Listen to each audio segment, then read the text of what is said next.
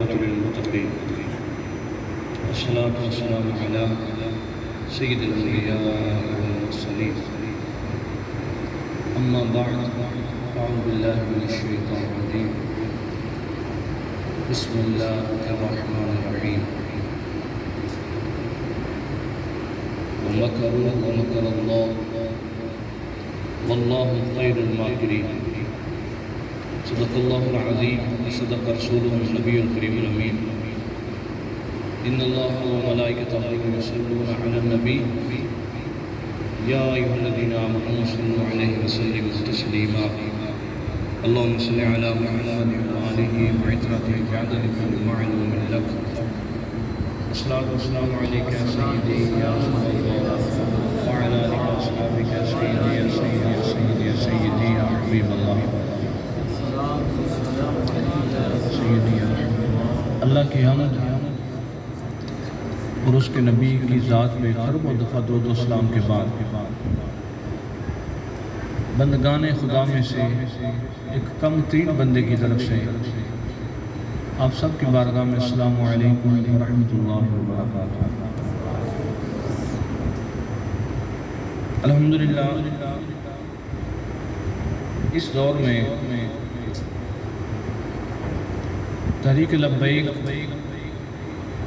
بڑی جماعتوں میں بعد وہ جماعت ہے جس کی کمپین مسجد میں ہو سکتی ہے، ورنہ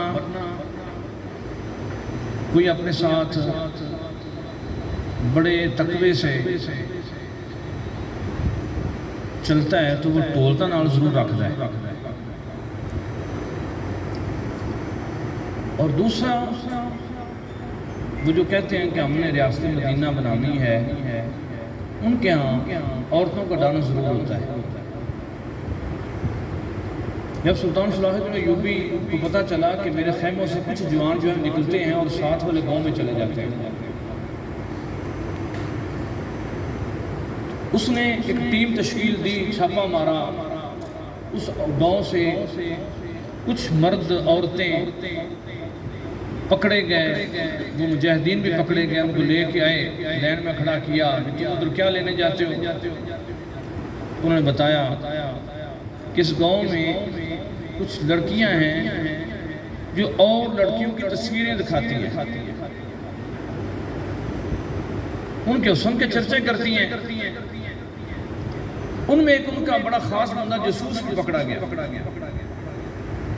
جب سلطان صلاح الدین ایوبی نے اس کو پکڑا، پوچھا، اس نے کہا ہے سلطان اب ہم اس چیز پہ پہنچ گئے کہ مسلمانوں کے ساتھ ہم تلوار کے ساتھ نہیں لڑ سکتے، ہم تلوار ان کے ساتھ استعمال نہیں کر سکتے، ہم جب بھی تلوار استعمال کی ہم ناکام ہوئے، ذلیل ہو گئے، اب ہم نے تلواریں رکھ دی ہیں، اب ہم تمہارے خلاف فحاشی استعمال کریں گے، عورتیں استعمال کریں گے۔ آج بڑا جو مسئلہ بنتا ہے،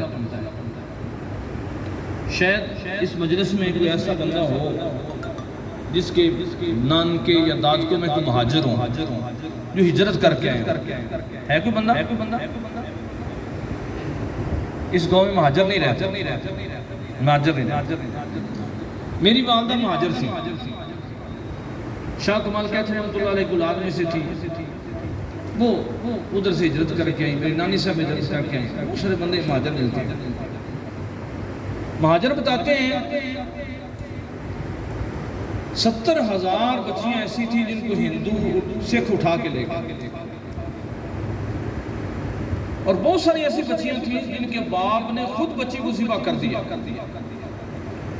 کہ بیٹی تو جوان ہے، تجھے میں لے کے نکلوں گا، تو تجھے سکھ اٹھا لے گا، ہندو اٹھا لے گا، تیرا کیا کروں، ذبح کر دیا۔ بہت ساری ایسی بچیاں ہیں جن کا نام آمنہ اور فاطمہ ہے، وہ سکھوں کی کئی نسل کی نانیاں دادیاں بن گئی۔ اللہ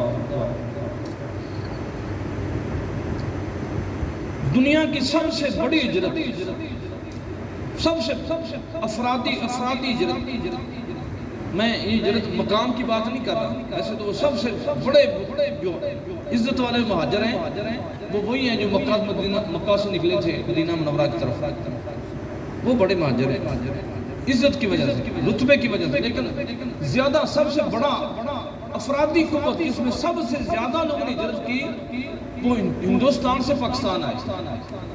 بہت بڑی ہجرت ہوئی. اور ہر سال ٹیلی ویژن پہ ریڈیو پہ مہاجر آتے، وہ آ کے اپنی آپ بیتیش بتاتے کہ میرے ساتھ ایسا ہو گیا، میرے باپ ادھر قتل ہو گیا، میری والدہ قتل ہو گئی، میرے ماموں کا ناک کٹ گیا، ہاتھ کٹ گیا. آپ افغانستان چلے جائیں، وہاں پہ آپ کو بڑے لوگ ایسے ملیں گے جن کی ٹانگیں نہیں ہیں، جن کے کان نہیں ہیں، جن کے آنکھیں نہیں ہیں، جن کو وہ کہتے ہیں کہ ڈرون حملہ ہوا، میرا یہ ضائع ہو گیا، یہ ضائع ہو گیا، یہ ضائع جان بچ گیا. اسی طرح جب وہ ہجرت ہوئی تو بڑے لوگ تھے. کوئی کہتا تھا مجھے کھلاڑی مار دی، کوئی کہتا کیا. پاکستان کی تاریخ میں پہلی دفعہ ایسا ہوا کہ اسمبلی کے اندر 14 اگست کو جس دن وہ مہاجر لوگ آئے، اتنی لاکھوں کے حساب سے شہادتیں ہوئیں. پہلی دفعہ ایسا ہوا کہ ہمارے ملک کے وزیر اعظم نے اپنے ساتھ بندے بٹھا کے انہوں نے 1 کروڑ روپیہ لگا کے مجرا دیکھا. عورتیں ناچی اور گندہ ترین لباس پہن کے عورتیں ناچی. جس دن ان شہیدوں کی یاد منانی تھی اس دن ہمارے ملک میں عورتیں ناچی اور ناچی اسمبلی ہال میں. کتنا خرچہ ہوا اس پہ؟ 1 ارب روپیہ. اس سے پچھلی حکومت نے ایک وہ عورت جس عورت نے نبی کو گالی دی ان کو فرانس کے حوالے کیا. فرانس والوں نے اس کو ایوارڈ دیا اور کہا کہ یہ وہ بہادر عورت ہے جو پاکستان میں اپنے نبی کو گالی دے کے آئی.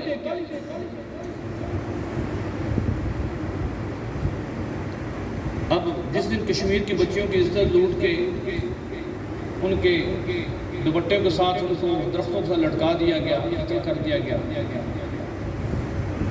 25,000 سے زیادہ مسلمانوں کی بچیاں کشمیر میں ہندوز میں اٹھا کے لے گئے.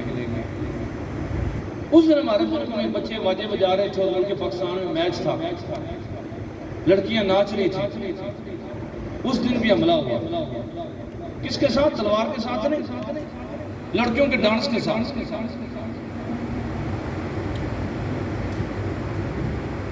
اب معاملات اور بھی بگڑ گئے. اس فکر بار والے جا بار بند کروں اللہ ٹھیک پڑھا. اب پچھلی حکومت نے ایک بل بھیجا ہوا ہے. وہ بل کیا ہے جی کہ ملک پاکستان کی ترقی کے لیے، جرائم کے خاتمے کے لیے لڑکے کو لڑکے سے شادی کی اجازت ہوگی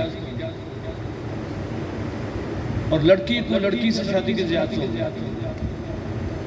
دنیا کا گندہ ترین بندہ بھی ہو یہ بھی نہیں سوچ، وہ بھی نہیں سوچ سکتا. اب ہماری حکومتیں وہاں پہ بیٹھ کے یہ کر رہی ہے. جب ملک کے پاکستان میں 70% علاقے کے اندر سیلاب آیا ہوا ہے، وہ بل پاس کروا رہے ہیں کون سے کہ لڑکے کے ساتھ لڑکے کی شادی ہو جائے، لڑکی کی لڑکی کے ساتھ شادی ہو جائے. پہلے ایک بندے نے نبی کریم صلی اللہ علیہ وسلم کی بے ادبی کی.